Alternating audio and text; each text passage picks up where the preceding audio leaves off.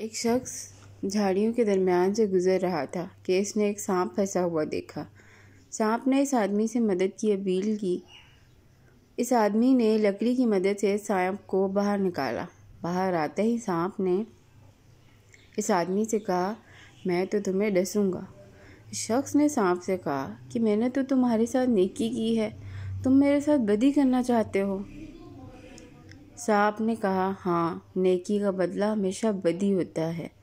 اس آدمی نے کہا، چلو کسی سے فیصلہ کرا لیتے ہیں۔ وہ ایک گائے کے پاس گئے، اس کو سارا واقعہ سنایا اور فیصلہ کرنے کو کہا۔ اس نے کہا، واقعی نیکی کا بدلہ بدی ہے۔ جب میں جوان تھی اپنے مالک کو دودھ دیتی تھی، وہ میرا بہت خیال رکھتا تھا، مجھے چارہ دیتا تھا۔ اب میں بوڑھی ہو گئی ہوں، اس نے میرا خیال رکھنا چھوڑ دیا ہے۔ یہ سن کر سانپ نے کہا، اب تو میں ڈسوں گا۔ اس آدمی نے کہا، چلو ایک اور فیصلہ لے لیتے ہیں۔ سانپ مان گیا۔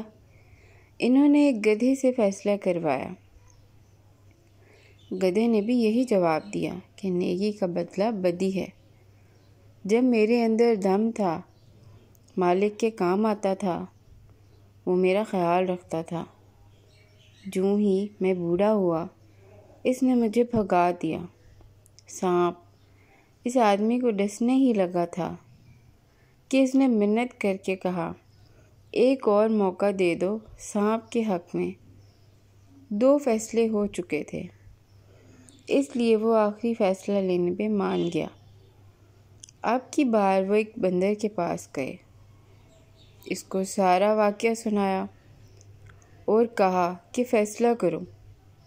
بندر نے کہا، مجھے ان جھاڑیوں کے پاس لے چلو اور سانپ کو میرے سامنے ان جھاڑیوں میں پھینکو اور باہر نکالو، اس کے بعد میں فیصلہ کروں گا۔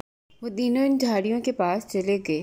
اس شخص نے سانپ کو جھاڑیوں کے اندر پھینک دیا اور باہر نکالنے ہی لگا تھا کہ بندر نے منع کر دیا اور کہا، اس کو مت نکالو، یہ نیکی کے قابل ہی نہیں ہے اور نہ تھا۔ خدا کی قسم، وہ بندر ہم سے زیادہ عقل مند تھا۔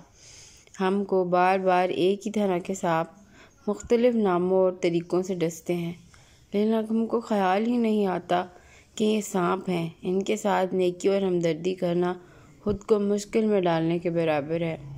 اس لیے آپ بھی خیال کریں، کہیں آپ کے ارد گرد بھی اس طرح کے سانپ نما انسان تو نہیں۔ Thank you for watching the video. Till the next video, Allah Hafiz.